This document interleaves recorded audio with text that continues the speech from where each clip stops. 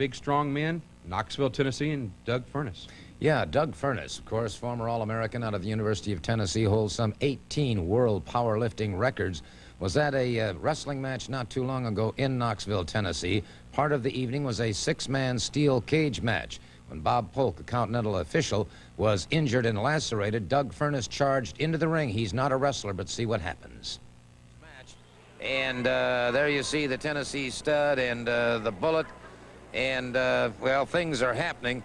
Bear in mind now that Doug Furnas is outside. Obviously, the purpose of a steel cage is to keep away from outside interference. Well, that's right. But you see Buddy Landell's outside, too. He's passed a cane through the cage to this headhunter here, and I got my hands on it. And, oh, yes, I love that because I felt that sting on my back last week. I know what that feels like. So there was a headhunter that went down that time, and Landell's out there on the outside of the cage. He may be screaming now and real sorry he passed that cane through, but nonetheless, that was the end of the match. Now, here you can see the Continental wrestling official opening the cage. You can see Landell shove him out of the way here, and he makes his way in the cage. Not only does Landell come in, there comes Chris Von Colt.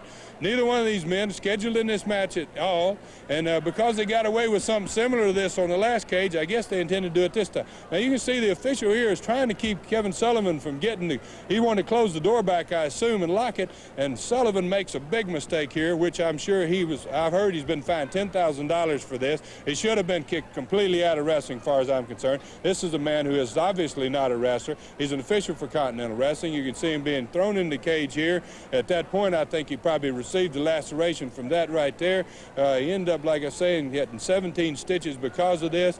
Sullivan here is just tearing his clothes off and beating and pounding. Really, in my estimation, an almost helpless man. This man probably weighs 170 pounds, certainly doesn't weigh 200 or 250 pounds. He's not a wrestler. He was not there to be involved in this event. He was there simply to open the door when the match was open. Now, I think Landell's gone back. He's closed the cage and relocked it back. And you'll see several people. There's one off to the left there trying to climb the cage, and they're hammering his fingers and doing whatever they can to keep anybody from being able to get inside the cage and help us out. I think they've dumped Robert out of the cage and onto the floor. He's trying his best to get in.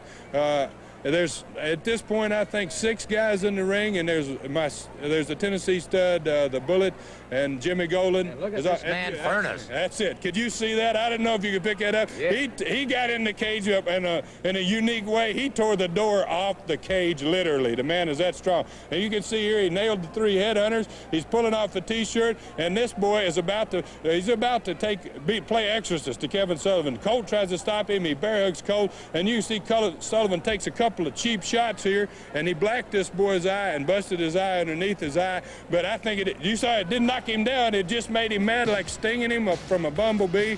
And he, at this point, is ready to take care of business. Everybody takes a powder, and what